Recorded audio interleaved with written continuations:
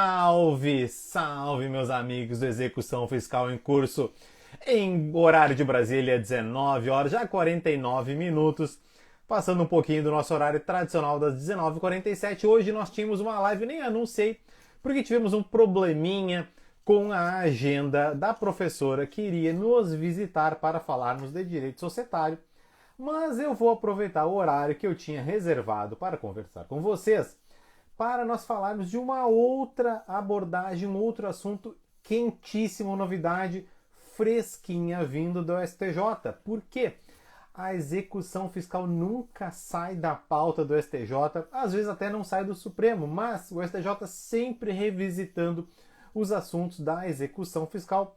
Recentemente, então, no dia 8 de junho, recentíssima decisão do STJ, dia 8 de junho, o STJ julgou o tema repetitivo 1012. Daí que, diante desta pauta quente, novidade fresquinha vinda do STJ, resolvi tratar deste assunto com vocês para aproveitarmos a nossa agenda. E vai sair um e-mail também com material complementar a este propósito. Se você, por acaso, não é assinante da minha lista especial de e-mails, te convido a dar uma chegadinha no link da bio aqui do meu Instagram e se inscrever, porque semanalmente eu publico, eu envio 2 conteúdos por e-mails, não é, semanais aos meus inscritos nesta lista especial de e-mails, sempre com conteúdos práticos, autorais, trazendo informação relevante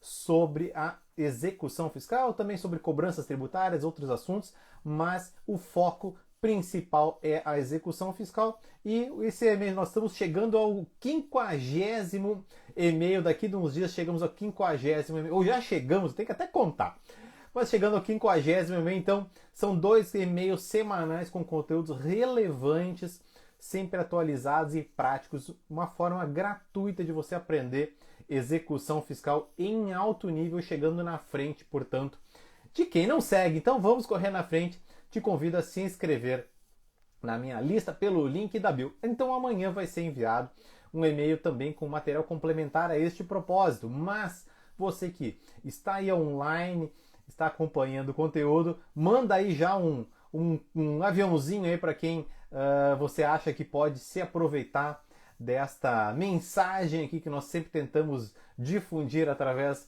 do perfil Execução Fiscal em Curso, sempre com o propósito de multiplicar conhecimentos, dividindo conhecimentos, que eu entendo possível nós multiplicarmos conhecimentos transformadores, conhecimentos que realmente possibilitam chegar na frente, resolver os problemas. Este é o propósito, multiplicar conhecimentos capazes de resolver as situações dramáticas das execuções fiscais. Essa é a minha missão por aqui e eu acolhi, abracei essa missão com muito gosto. Fico muito feliz quando vocês me compartilham feedbacks legais que conseguiram resolver problemas, conseguiram encaminhar uma determinada situação de algum cliente, alguma execução, a partir do uso destes conhecimentos difundidos aqui pelo Instagram, e também tem lá o meu canal do YouTube, certo?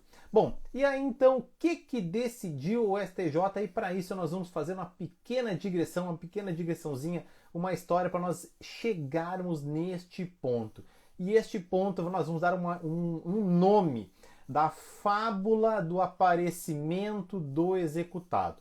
Quem já é seguidor talvez já tenha me visto falar disso e visto também eu colocar esta que é uma nova vertente da advocacia tributária, que é a da gestão do passivo fiscal. E tem tudo a ver, a gestão do passivo fiscal tem tudo a ver com esta fábula, o nosso milagre do aparecimento do executado, sem nenhum cunho religioso, mas o STJ resolveu colocar a colher agora em definitivo, em repetitivo, em precedente vinculante a este propósito, que é o propósito do milagre do aparecimento do executado. E a nossa história começa assim com a vida do empreendedor que está lá, né, correndo, matando um leão por dia, correndo com seu ciclo produtivo, atendendo fornecedores, né, atendendo clientes, fornecendo mercadorias, prestando serviços, né, gerenciando empregados, uma vida bastante corrida atribulada e normalmente este nosso amigo empreendedor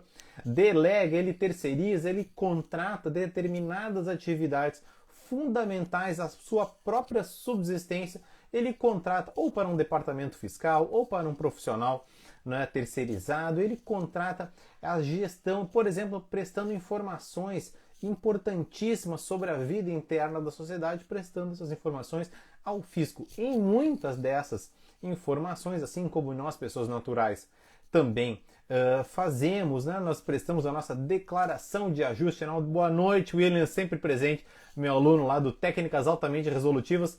Muito obrigado pela companhia, assim como de todos os demais que também estão aqui, Amanda, Cristina, Dr. Luiz, vários aí acompanhando nossos conteúdos. Então, o que acontece? Este nosso amigo empreendedor, assim como nós, nós, pessoas naturais contribuintes do Imposto de Renda da Pessoa Física, nós prestamos uma declaração de ajuste anual.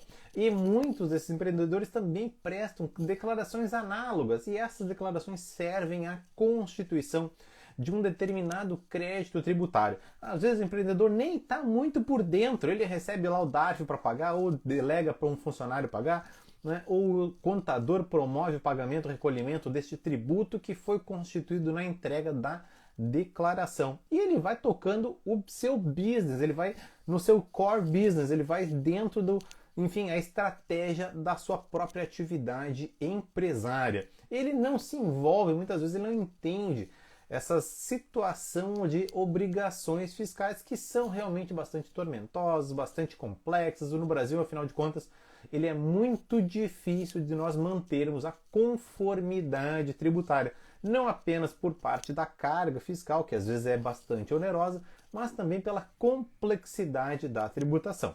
Enfim, é muito difícil se manter, ele nem entende muito isso aí, delega para um profissional fazê-lo.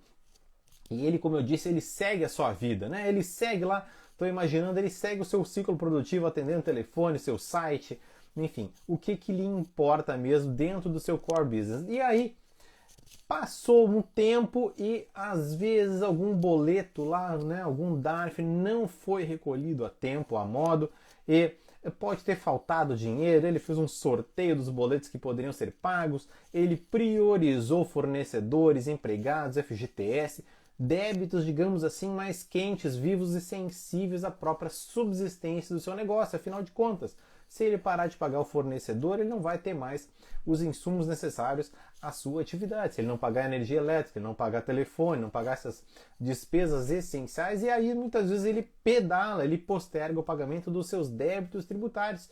E ele às vezes nem se dá conta e fica aquilo lá, afinal de contas ele está com a mente no business dele. E aí nós chegamos, né, a uma medida extrajudicial de cobrança, por exemplo, uma certidão positiva de débitos, um protesto notarial, né, uma negativação, inscrição lá no CADIM e várias outras ferramentas que não vêm tanto ao caso da nossa conversa, mas muitas vezes nós chegamos no insucesso do uso dessas ferramentas não executivas, nós chegamos a uma execução fiscal. E nessa história nós chegamos mais próximos agora da vida deste profissional, que é a do gestor fiscal.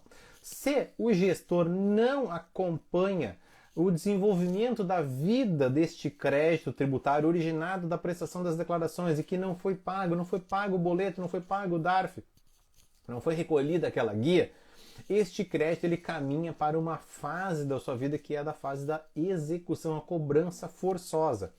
E aí, ajuizada a execução fiscal, como eu disse, no insucesso daquelas medidas extrajudiciais, né? Medidas que não são cobranças executivas, né? Protesto CADIM-CND para dar a tríplice coroa, né? Nós chegamos à execução fiscal. E aí o juiz vai dar um cite-se.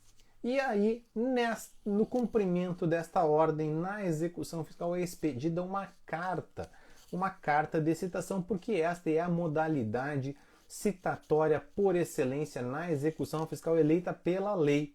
E aí é expedida uma carta e chega uma carta, vamos imaginar, no domicílio fiscal do nosso contribuinte modelar aqui, que às vezes tem débitos em aberto, débitos tributários em aberto. E ele chega com aquela carta lá, não se dá conta, ou se demora para se atentar, o juiz, diante do não pagamento, da ausência de garantia, ausência de indicação de bens, não foi contratado um seguro, fiança, né, ou seguro garantia uma fiança bancária, não foi feito depósito, não teve nenhuma modalidade com vistas a garantir aquele crédito exequendo, até para possibilitar o exercício do direito de defesa por embargos, ele deixou isso recorrer, o juiz percebe, olha, não temos aqui o aproveitamento daquele prazo quinquenal, 5 dias úteis contados da citação para a indicação de bens ou pagamento, ou enfim, garantia da execução. E o juiz dispara, por requerimento do credor, um bloqueio de valores através do Cisbajude, que sucedeu o nosso Bacenjude. Plenamente válido este impulso dado à execução, porque nós temos requerimento do credor. O STJ exige requerimento do credor para este propósito, para a tentativa de bloqueio de valores em contas bancárias do nosso executado modelar. E aí que chega o momento culminante, o grande ápice da nossa história, que é o aparecimento do executado. Ele que não deu muita bola para a vida daquele crédito depois do autolançamento. Ele que não deu muita bola para a existência do crédito, que foi submetido a protesto, que foi submetido a CADIM, que foi submetido a certidão positiva de crédito, de débitos, e chegou à execução fiscal. Ele não deu bola também para a carta de citação, se passou, estava mais preocupado com outras coisas. Chegou então um momento em que é determinado um bloqueio de bens e é atingido porque este contribuinte está atarefado com outras matérias, ele tem lá um bloqueio de valores, mesmo insuficiente, mesmo parcial. E aí o que ele faz? Chegamos ao milagre do aparecimento do executado, porque ele vai lá e parcela o seu débito tributário. Vai lá na administração ou entra no portal Regularize, enfim, busca o seu credor, pode ser a fazenda estadual, pode ser a fazenda nacional, pode ser a fazenda municipal, enfim, ele vai lá junto a esse credor por meio eletrônico ou presencialmente, promove um parcelamento, reconhece o seu débito e aí ele pede o parcelamento. Bom, ato número 2 da nossa história, além dele reconhecer a existência do débito e buscar uma solução, afinal de contas ele está com esse problema agora, é mais um daqueles leões que por dia aparece na vida do nosso amigo empreendedor. Então ele vai agora lá para o juiz da execução, ele vai contratar um dos senhores aí, contrata um advogado disponível aí sobre execução fiscal, e aí vai pedir o levantamento deste bloqueio de valores. Vai pedir a liberação ao argumento de que ele promoveu o parcelamento do débito tributário. Meus amigos, e agora temos este ato que é o ato de aparecimento do executado, o milagre do aparecimento. Ele que nunca deu bola para nada vai correr para a execução. E eu dei esse exemplo, né, na minha palestra lá no Tax Day, promovido lá pela Aline, que vai estar conosco semana que vem, né, juntamente com a Thalita, promovendo este maravilhoso encontro lá em São Paulo, presencial, um evento fantástico. E a Thalita deu aula lá no meu curso de técnicas altamente resolutivas sobre empreendedorismo jurídico. Muito legal, fantástica a aula dela. Thalita, muito obrigado, o pessoal aproveitou demais e está elogiando bastante a aula. E aí, neste evento promovido por essas queridas amigas, neste evento eu dei na minha palestra exatamente este exemplo, que é o milagre do aparecimento do executado, e ele vai tentar liberar este bem. E o que eu disse lá no Tax Day, né? E às vezes as pessoas não se dão conta exatamente deste ponto.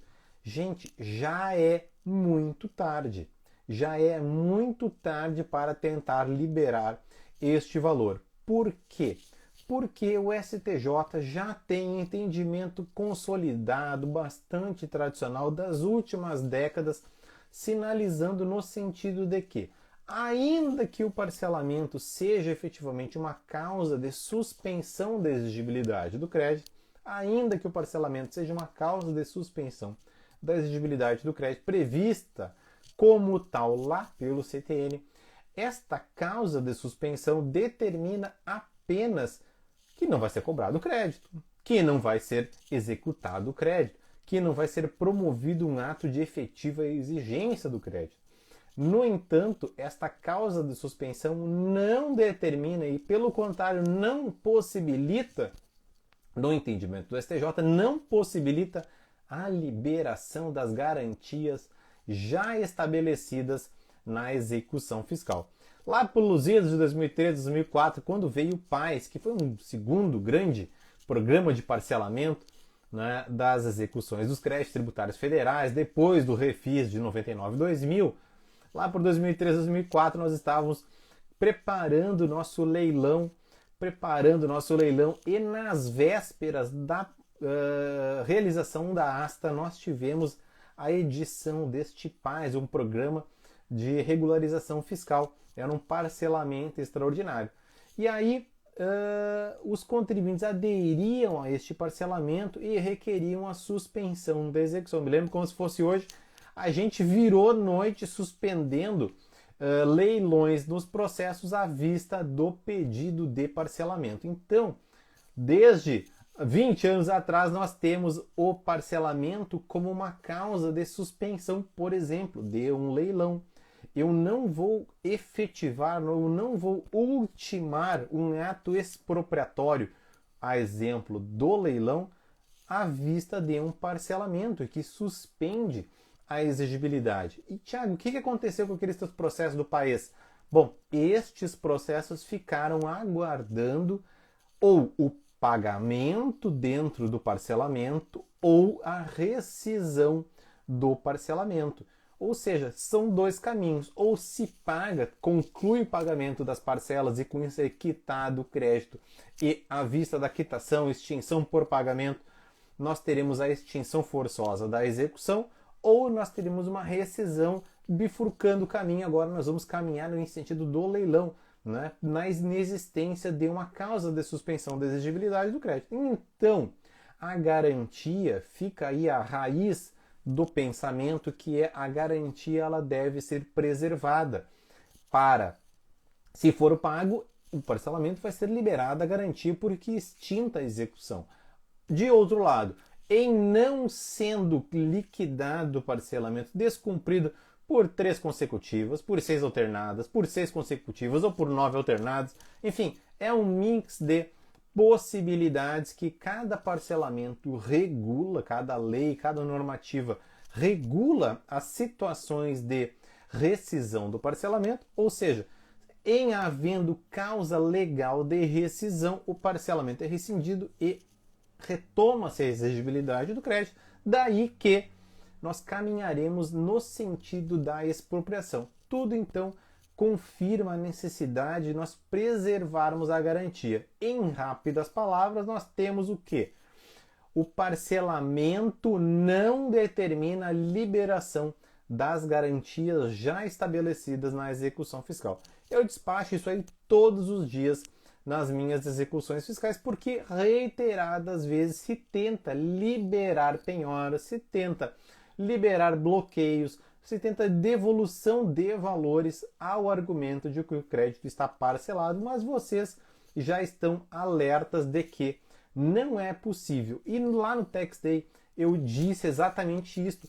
É tarde demais tentar liberar uma penhora, um bloqueio, uma indisponibilidade ao argumento de que o crédito foi parcelado. É tarde demais, não dá para liberar, certo? Bom, então, o que acontece? Ou se parcela o crédito tributário antes de ultimada uma penhora, antes de feito uma medida preparatória da penhora, como uma indisponibilidade de um veículo, de um imóvel, ou de um bloqueio de valores em contas bancárias, ou qualquer outro tipo de ativo financeiro. Então, ou a gente faz um parcelamento antes de eu ter este tipo de providência executiva, né? Se nós temos um parcelamento antes de realizado qualquer iniciativa judicial desse tipo, vai ser suspensa a exigibilidade do crédito, vai se prevenir esta medida gravosa, esta penhora coercitiva. Vou impedir, vou prevenir uma indisponibilidade. Agora, deixei a coisa correr, não dei bola, ou por atrapalhação, por um descuido, por um lapso, deixei o crédito ter vida, deixei a execução andar, deixei correr em albis o prazo para indicação ou garantia da execução, e aí me expus a uma penhora gravosa, me expus a uma indisponibilidade, me expus a um bloqueio de valores, não adianta mais parcelar.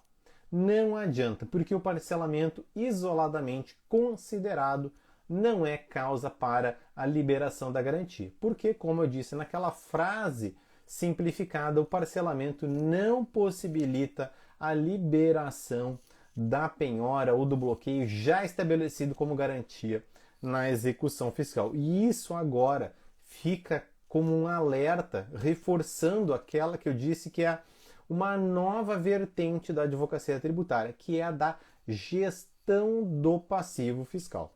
E tudo porque eu tenho uma alegoria que eu brinco, uma brincadeira meio tétrica, mas na verdade a desgraça nunca vem sozinha.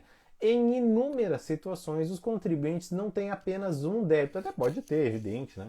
Às vezes não tem débito nenhum, que também é o normal. Mas muitas vezes os contribuintes têm mais de um débito em mais de uma fase, em mais de um momento, não é? Ou discutindo na via administrativa, ou ainda não está remetido para inscrição, ou já está inscrito em dívida ativa que tem outras consequências, ou já foi submetido a uma medida administrativa de cobrança, ou agora já foi posto em execução, ou nesta execução temos garantia, ou temos, né, uma medida preparatória como uma tentativa de busca de bens ou de bloqueio e disponibilização de ativos do nosso executado. Então são momentos de vida, são pontos, né, e em que nós percebemos que o crédito tem uma vida diferente e isso causa consequências diferentes para a vida do nosso empreendedor. E é muito importante que o profissional atente a cada repercussão de cada momento desses da vida do crédito, porque a cada momento as repercussões são diferentes. E à medida que vai vivendo este crédito, que ele caminha em sentido ou do pagamento ou da prescrição, mas à medida que ele vai vivendo, ele vai também afunilando, fazendo afunilar as possibilidades de gestão que o contribuinte tem sobre este crédito, porque ele tem uma vida própria determinada por lei e apenas por lei se pode dispor sobre o crédito tributário, artigo 97 do CTN. Então nós temos um afunilamento da vida e o contribuinte, eu até me sinto meio preso assim, o contribuinte vai ficando, né, apanhado, comprimido dentro de balizas cada vez mais estreitas que lhe retiram, né? Essas balizas vão retirando a potencialidade do contribuinte dormir com a cabeça tranquila à noite no travesseiro, tá? Então este é um alerta muito importante para a importância de fazer uma gestão atenta da vida de cada um destes débitos tributários. Eu tenho um aluno lá no Técnicas Altamente Resolutivas, eu sempre alerto isso aí porque eu vejo na carne, vejo na vida, vejo acontecendo cotidianamente nos processos. Eu acho uma lástima que isso aconteça e nós temos ferramentas suficientes para, digamos, minorar esses prejuízos, evitar, porque a execução fiscal ela tem um poder, de fato, ela tem um poder de determinar a quebra da vida da empresa. Ele determina a quebra, a ruína da empresa, determina a ruína também financeira do empresário e às vezes draga até a família do empreendedor para um conflito. Então nós temos assim a agudização de um problema que nós poderíamos prevenir, né, de uma forma mais interessante, de forma prévia. Bom, então esta é a importância. E o Gustavo, que é o meu aluno lá no Técnicas Altamente Resolutivas, na primeira edição do Técnicas, nós temos um grupo de Telegram, e aí comentando lá que estava fechando um contrato de gestão desses ativos, que a inteligência fiscal justamente possibilita esse mercado bastante interessante, né, prevenindo esses problemas. E eu falei isso lá no Tax Day, né, não adianta depois chorar sobre o leite derramado. Tiago, então, agora eu entendi que o milagre do aparecimento do executado, aquele que milagrosamente aparece na execução e ele vem com um pedido de liberação, né? Nunca falou nada com o juiz, nunca deu a bola para ninguém, e aí ele vai lá pedir a liberação do bloqueio, é tarde demais. E nós temos então esse momento, né, em que milagrosamente aflora o executado no nosso processo de forma desesperada, e inclusive de uma forma desesperada, ele procura vocês. Ele vai procurar assessoria jurídica desesperada e o advogado não precisa mais buscar oferecer uma oportunidade tributária. Você pode se beneficiar aqui do Sim, pode ir lá tentar agora esta tese, vamos tentar a exclusão do ICMS da base de... Não, o contribuinte vem desesperado, ele precisa solucionar. E o advogado ele precisa saber oferecer as soluções dentro das possibilidades que a lei oferta, dentro do menu processual tributário, dentro das alternativas que a jurisprudência possibilita. E a jurisprudência, especialmente do STJ, traz algumas possibilidades que podem ser, digamos, utilizadas com inteligência, com sabedoria e também, claro, a depender do interesse da parte, a depender das possibilidades da parte, enfim, da estratégia processual.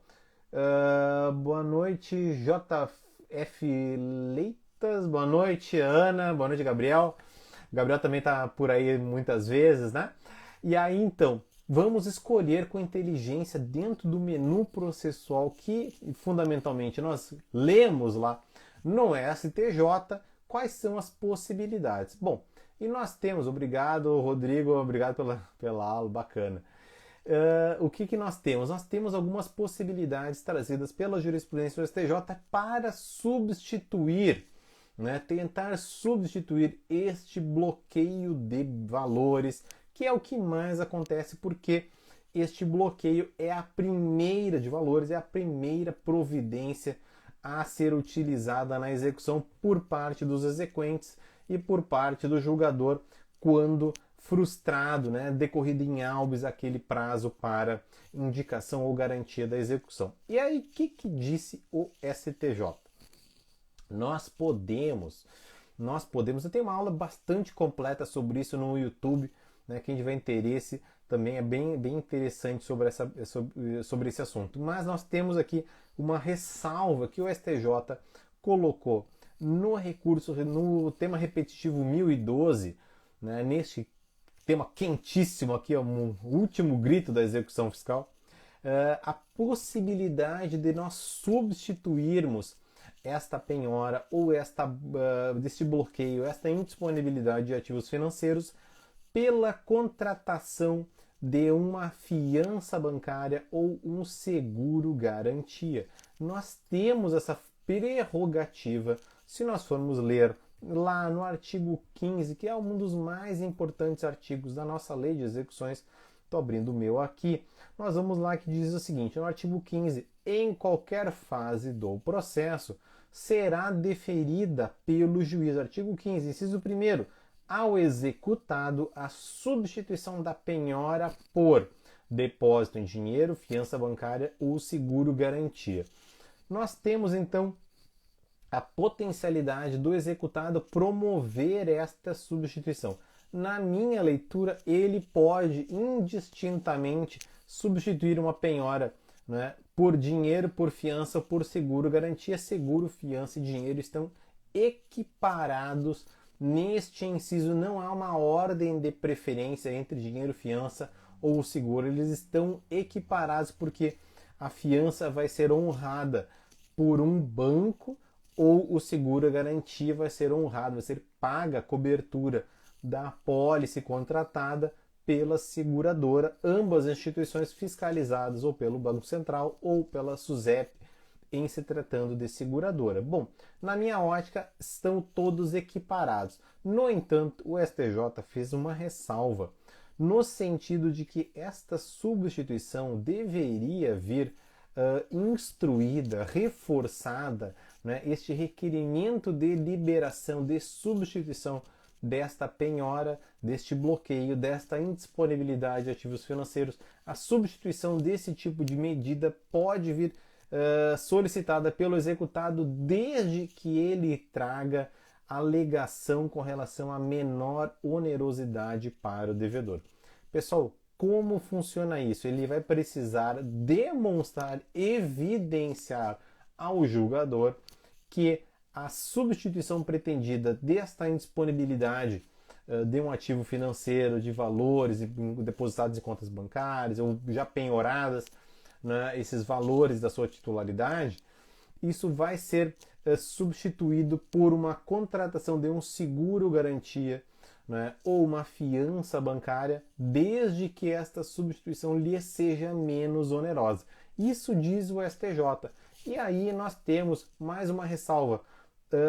É necessária que essa substituição seja correspondente a 130% do montante da execução fiscal, porque o CPC exige, além do montante da própria execução, um adicional de 30%. Não lembro exatamente o artigo, mas tem 2 artigos no CPC de 2015 dispondo exatamente sobre este ponto. Daí que é necessária a substituição por 130% do montante da execução. E ainda em reforço, alegação e evidenciação de que isso é menos oneroso para o executado. E aí a dica prática, como você faz a prova de que esta substituição pretendida é menos onerosa para o executado. Em se tratando de uma empresa, por exemplo, que é o que no mais às vezes acontece, ele vai evidenciar que aquele valor é, digamos, correspondente ao seu capital de giro e não uma reserva financeira, que normalmente a empresa não tem aplicações, ela tem dinheiro que irriga o funcionamento da sua atividade. Ele pode trazer extratos bancários, ele pode trazer documentação contábil que evidencia o fluxo financeiro, ele pode trazer documentação contábil, declaração do contador, tudo a demonstrar que aqueles recursos têm um endereço certo, por exemplo, pagamento de fornecedores, pagamento de financiamento bancário, pagamento de empregados, pagamento de tributos, enfim, despesas, aluguel ou outras despesas inerentes à manutenção da sua atividade. E, evidentemente, a contratação de um seguro ou de uma fiança bancária tanto preserva o interesse do exequente, tanto preserva a liquidação do crédito exequendo, quanto é menos onerosa para o executado, porque ele não precisará despender daquele valor, deixar aquele valor indisponibilizado, valor bloqueado, provisionado lá junto à execução fiscal, e muitas vezes a necessidade desse recurso é fundamental para a própria manutenção das atividades empresárias. Então é necessário que se alegue além, né, da garantia de 130%, que o STJ não diz, mas é a obrigação do CPC decorrente, também a evidenciação de que isso é menos oneroso para o executado. Gente, não pode dizer assim, isso aqui é menos oneroso para mim, então eu quero a liberação. Não. O STJ já tem, até repetitivo, já bastante antigo, que não existe, digamos, esta carta da manga, não tem uma carta super trunfo, quando jogo com meu filho lá, super trunfo, não tem esse super trunfo, a menor onerosidade derruba todo mundo, né? Não, é necessário que é menos onerosa aquela outra garantia em comparação com a primeira, aquela outra garantia ofertada em substituição, ela preserva integralmente o interesse da fazenda pública e, de outro lado, protege melhor o interesse do executado, como eu disse, demonstrando que aquele recurso é inerente ao funcionamento da vida interna da sociedade, inerente à manutenção dos empregos, ao pagamento dos tributos, enfim, aos custos de sobrevivência da empresa, demonstrando isso por documentação contábil, e aí então, na minha ótica, é assim que será aplicado o tema repetitivo 1012, quentíssimo, do STJ. Meus amigos, essa aqui é o recado, esse é o recado que eu queria deixar com vocês, para não deixar em branco este assunto quentíssimo, né, do STJ, mas ainda reforçando, né, que, como eu disse lá no Tax Day, não foi, digamos, isso é um posicionamento já bastante tradicional do STJ. Eu já tenho quase 20 anos em execução fiscal, isso já se aplica desde meu tempo lá em 2003 na execução fiscal, então não é assim uma novidade. O que é novidade é nós termos agora um precedente vinculante por parte da nossa Corte Superior. Hugo, muito obrigado pelo elogio bacana. Fico aberto, se alguém tiver alguma dúvida, eu fico à disposição. E queria deixar também um recadinho que o nosso curso, a segunda edição do Técnicas Altamente Resolutivas vai fechar na próxima semana a lista de espera. No dia 21 nós vamos fechar a lista de espera que está bombando. Quem quiser, tiver interesse no curso, se inscreve lá na lista de espera que está nos destaques do Instagram. Né? A procura está grande e quem se inscrever na lista de espera, além de garantir a vaga, também vai ter uma surpresa especial no lançamento. Nogueira, maravilhosa exposição, parabéns, bacana, muito obrigado, Ana, também eu vou até colocar aqui, eu curti o coraçãozinho, muito legal, obrigado. E o nosso livro, Williams, isso aí tá, vamos provocar lá a editora me prometeu para junho a prova do livro, estou com uns projetos bem legais para vocês aqui, para nós estudarmos o livro, né, de execução fiscal. Tá lá na editora, eles estão com muitos lançamentos, congestionou, né, a Quartier Latam está lançando muitos livros, tanto de societário, tributário, empresarial, então tá congestionada a linha de produção deles lá, e peço desculpas por isso. Eu também estou na maior angústia aí para nós finalizarmos e termos em mãos o nosso volume.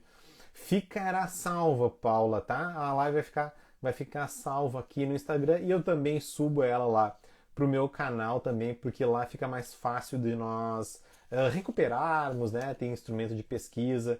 Na espera, Williams, estamos todos na espera. Eu também estou na espera do lançamento. Vou fazer uma festa bem legal de lançamento para todo mundo comparecer e estar junto aí, ter uma foto. Muito legal. Pessoal, então se nós não temos outras perguntas, o caixinha de perguntas aqui no Instagram está sempre à disposição. Né? Agora abriu o 5º destaque, são mais de 400, são só 100 stories em cada destaque salvos. Então já tem quatro destaques lotados de respostas a caixinhas de perguntas exatamente sobre a prática nas execuções. Convido vocês a dar uma olhadinha por lá, fica sempre registrado, né? A Paula, que é nova por aqui, pode consultar os destaques. Tem um curso grátis de execução fiscal, sempre com respostas, digamos, vinculadas ao próprio cotidiano de quem trabalha nas execuções. Já estamos no 5º destaque, vão ter 100 respostas em breve. Também uma forma bastante interessante de estudar, conhecer, e tudo com conhecimento aplicado na prática, não é nada de teoria, tudo realmente matéria quentinha. Pessoal, muito obrigado a todos que acompanharam aí a nossa live surpresa, né, que não foi anunciada. Te agradeço demais a todos vocês que acompanharam. Fica sempre o perfil à disposição para outras dúvidas e inquietações sobre as execuções fiscais. Tá bom? Muito obrigado, por hoje é só e até a próxima.